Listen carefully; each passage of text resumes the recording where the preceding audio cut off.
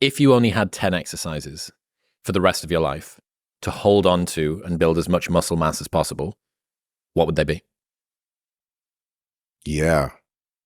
That's a question, huh? So, I would say that I'd have to go muscle group by muscle group to make sure I check off all the boxes.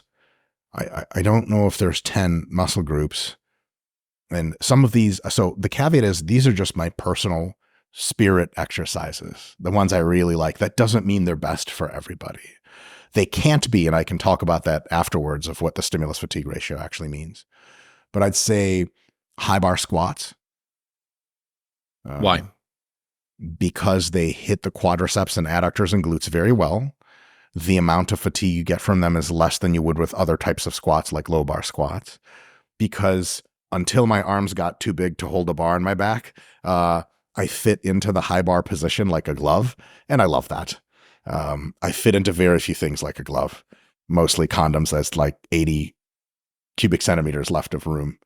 But so high bar squats, I would say the standing overhead barbell press, just because I'm like really good at it and it feels great for me to do until I guess my arms not too big. I can't do that either. So that's fun. Is there anything in that where the bracing, the midline bracing is good for just other stuff generally? Yeah, it's good for like manhood strength. Like if you can overhead press 2 plates for reps, like you're a serious motherfucker and people shouldn't fuck with you probably.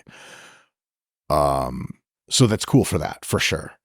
And then I would have to say skull crushers for triceps, barbell, skull crusher.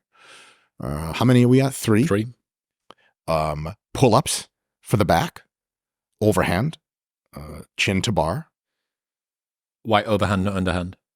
Raw personal preference. I can't rotate my shit in enough to do underhand anymore. I've slowly become more disabled as I became more jacked. Isn't that great? Yeah, there's like an ability curve where you get better at shit and then you get worse at shit. So barbell bent rows from a deficit. Get 2 for the back. Barbell bent rows from a deficit. Mm-hmm. So you stand on a little box and you can go super deep in the stretch and then touch your tummy and come back. Any reason for doing that as opposed to a chest supported or a seal? Manhood. Yeah. Yeah. You ever seen a seal in Antarctica? They're fucking pathetic. They always need to be rescued. There's babies and stuff. Fuck that. No.